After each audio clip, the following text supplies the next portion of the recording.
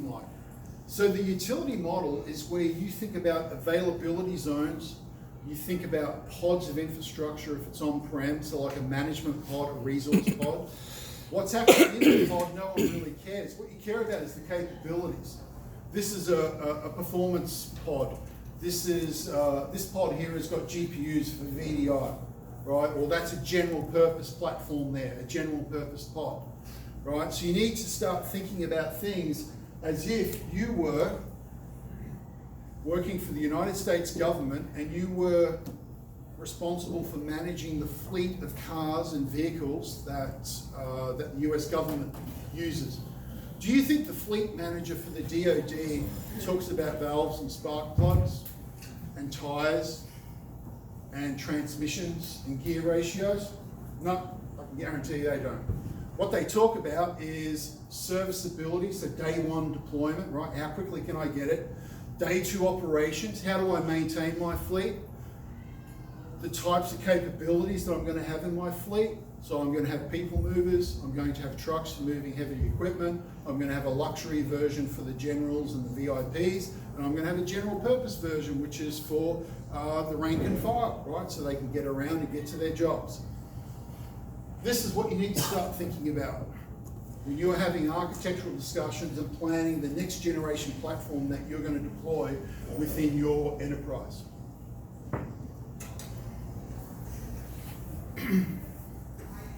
So this is a little bit of an eye chart. This is what the cloud native platform looks like, right? So you will have all heard of Kubernetes, you would have heard of microservices, you would have heard of cloud native apps, and you would have also heard of the software-defined data center. So the software-defined data center is actually a little bit of a misnomer. It should have really been called the software-defined application platform.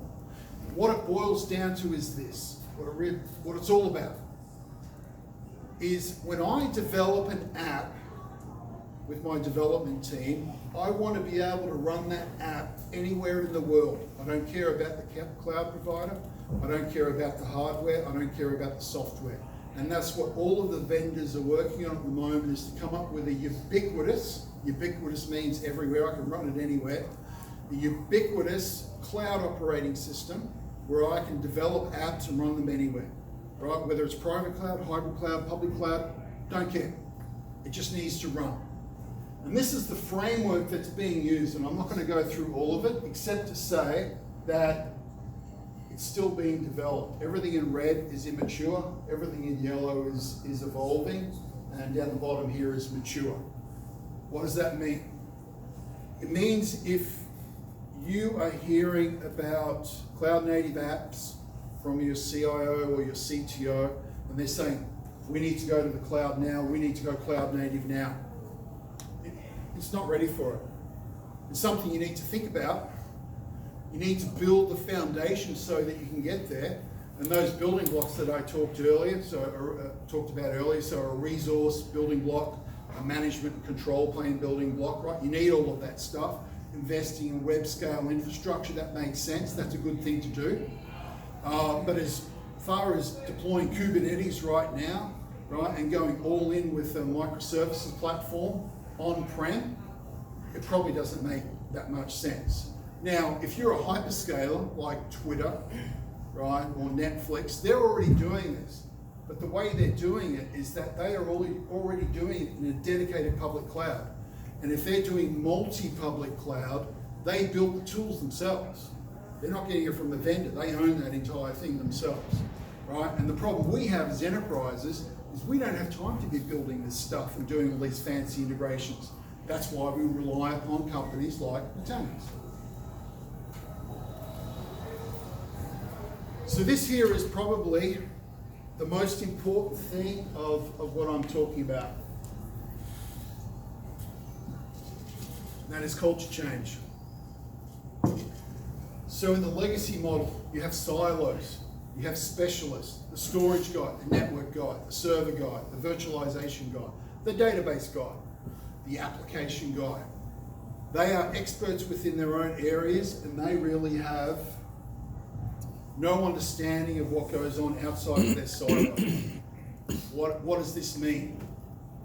It means that you have this waterfall approach. Doing everything has a lot of friction. It takes so much time, it takes so much energy and effort, loads of meetings, loads of discussions, and not much gets done, right? So typically a major change or a major deployment, it takes years.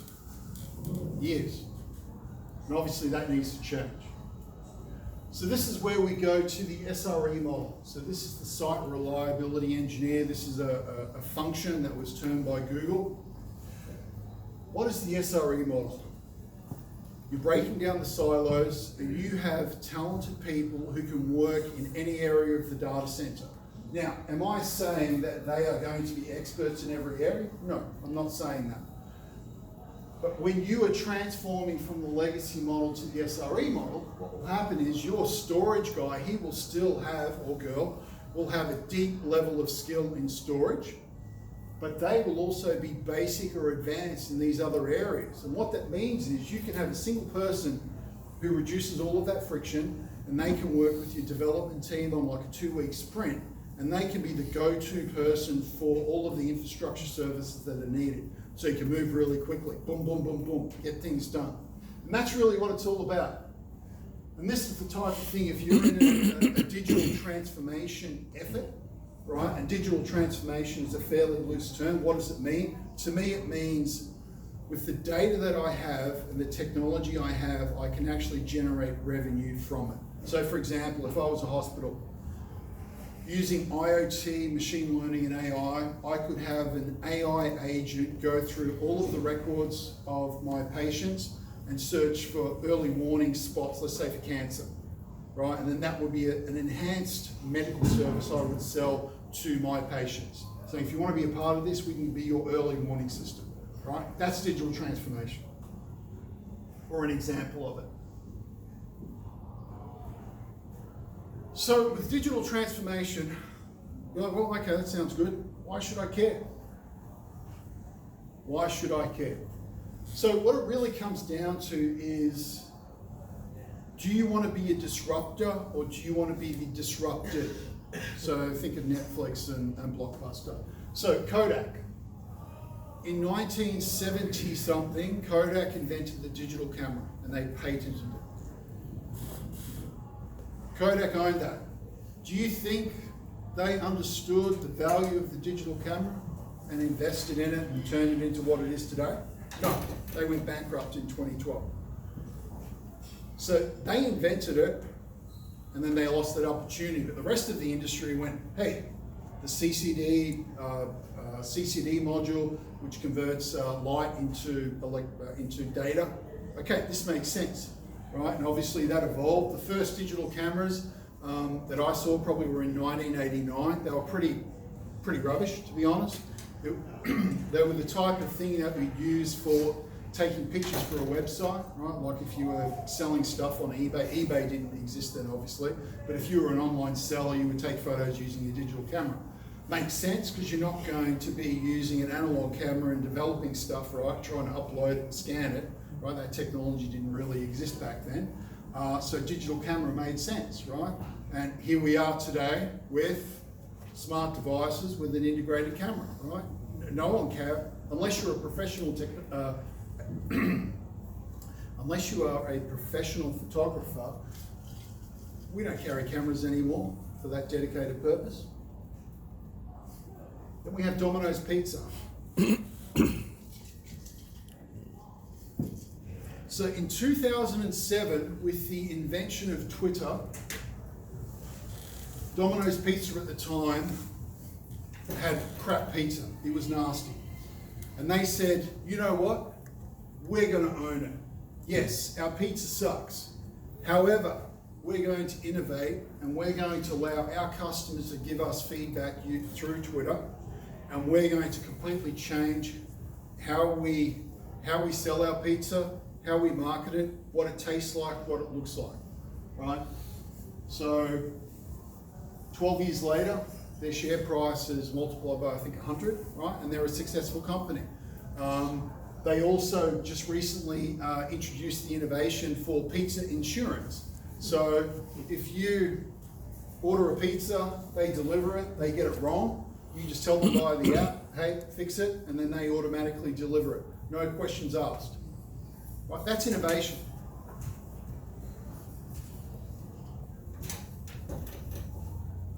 So in terms of your journey, so obviously Rome was not built overnight, right? These things take time. It's important to understand where you're at from a technology perspective. So this is people, process, technology, and finances, right? 4 major areas. Where are you in this ranking? Where are you at? Most people are around here. And then the question becomes, okay, how many years is it going to take me to get up to here? Do we actually want to get here? Right? It's important to have that conversation with your enterprise architecture strategy team, that kind of stuff. And it's going to take time, obviously. And the most successful transformation projects that I've seen is not transformations where it's this 5-year long monolithic project, right? Those fail. They are guaranteed to fail. The best ones are where you have guaranteed budget, you start with technology sprints, and you actually start delivering infrastructure services very rapidly. So like every 2 months, every 3 months, right? So there's always this momentum and people can see it. And then you've built this cloud technology, right? And obviously if it's rubbish, people are not going to use it, right? But if you do a good job of it and you do the marketing and the advertising and enabling people, right? Then they'll come and they'll start consuming it, right? This is how you build momentum and build success.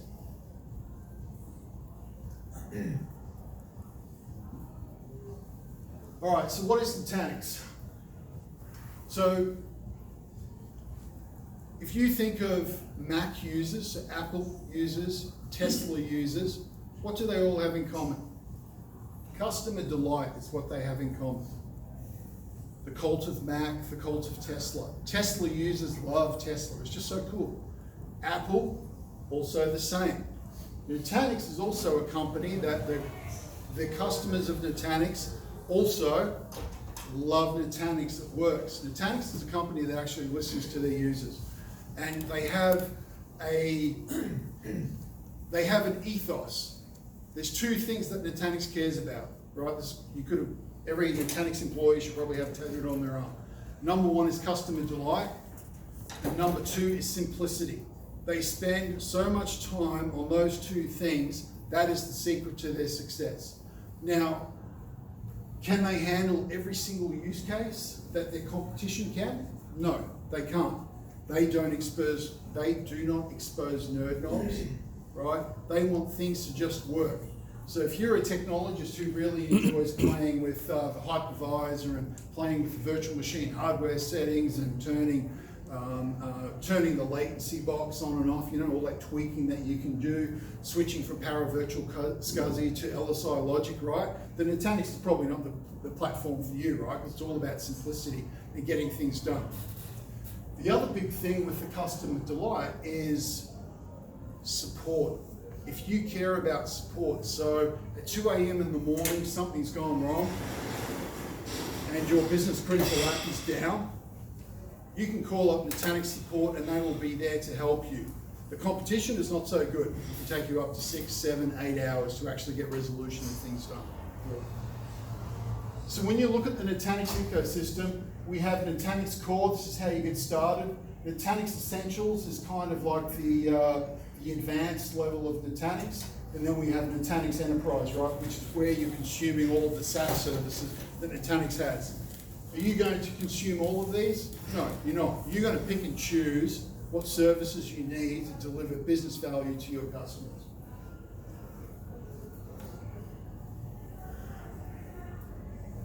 So this is another view of the Nutanix customer journey. Why have I got this up here? So the place where you really get true value is the day that you decide to drop all hypervisors and just focus on AHV.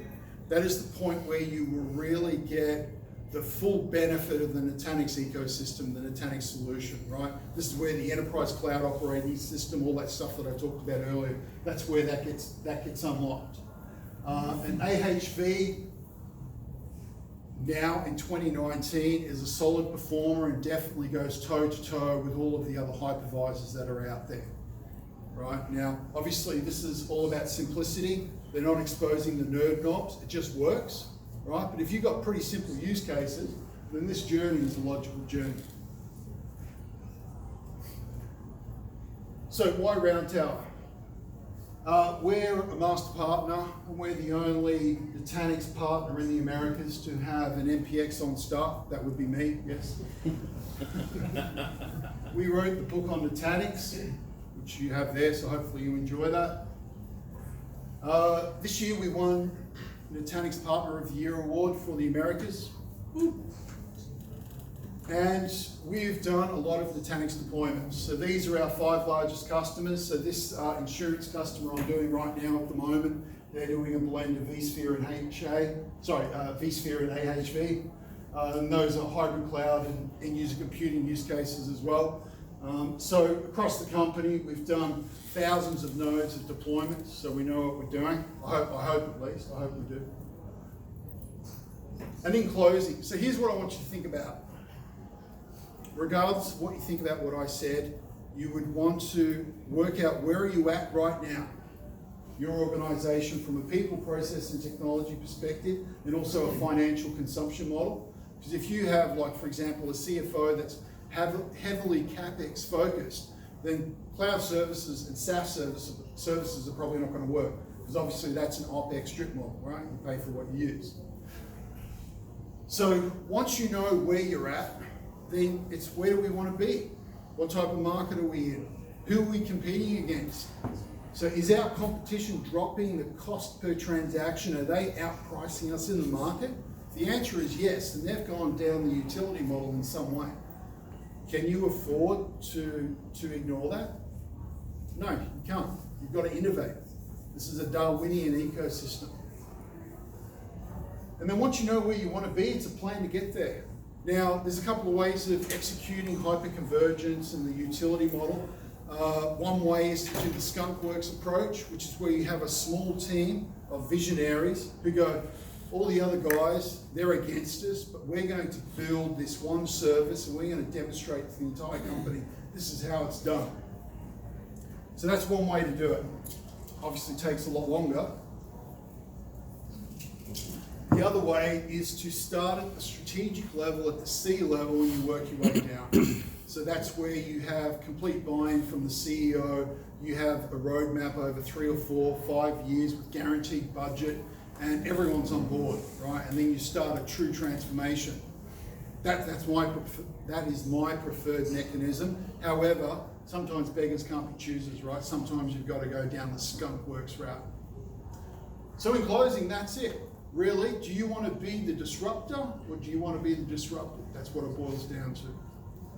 Thank you very much.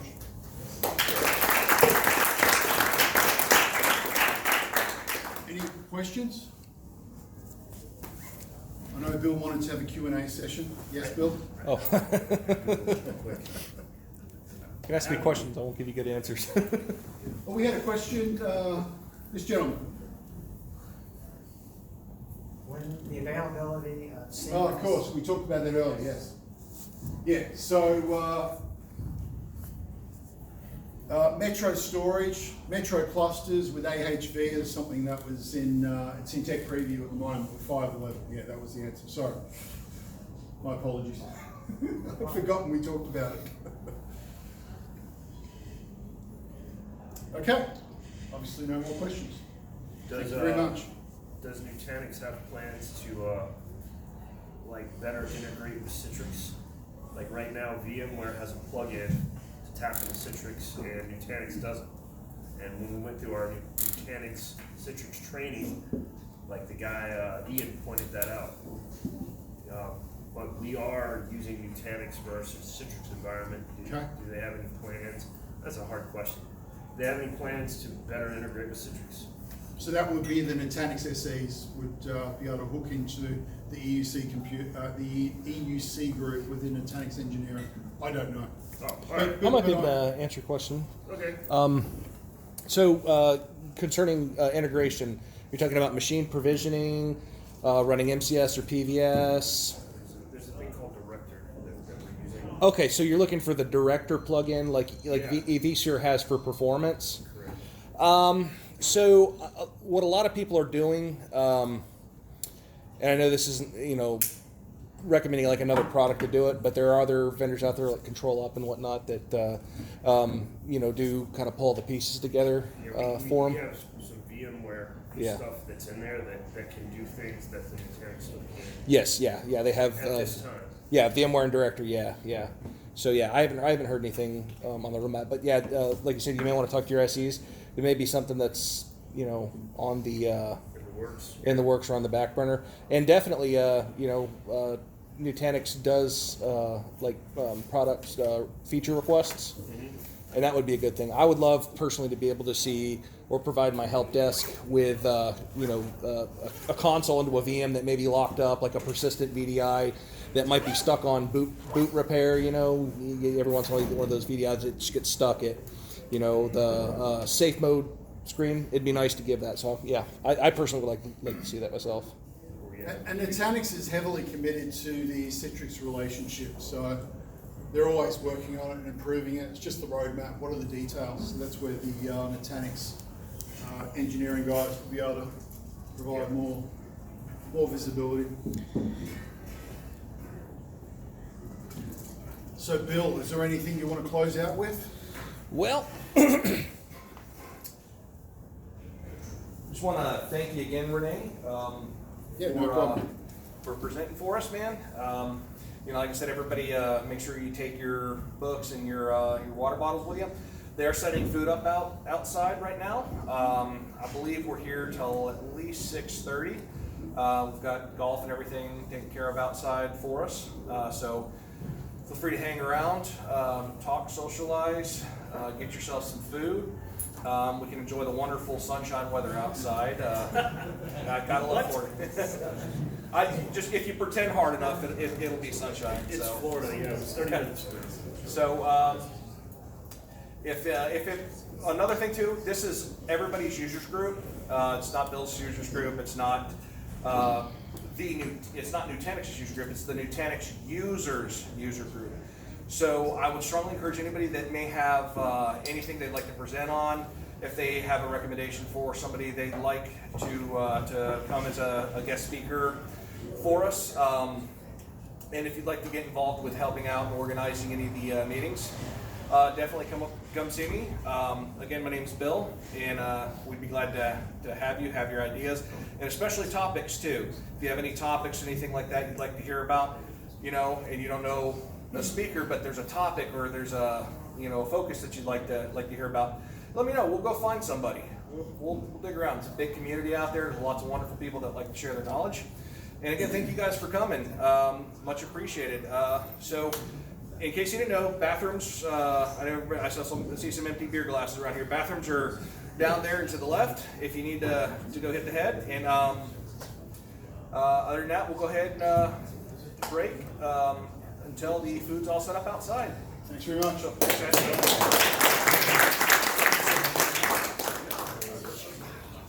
Have a safe flight, man. I'll look you up on Twitter.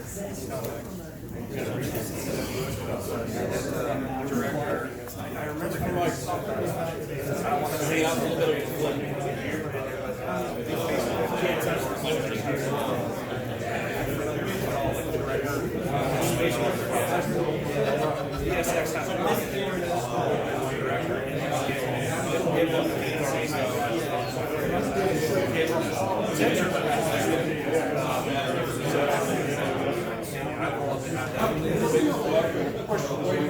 yeah, my only problem with Citrix is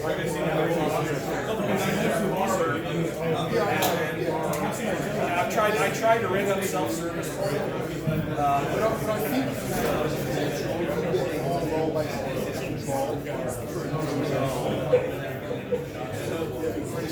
I heard there was going to be like 5. Yeah. Okay, man.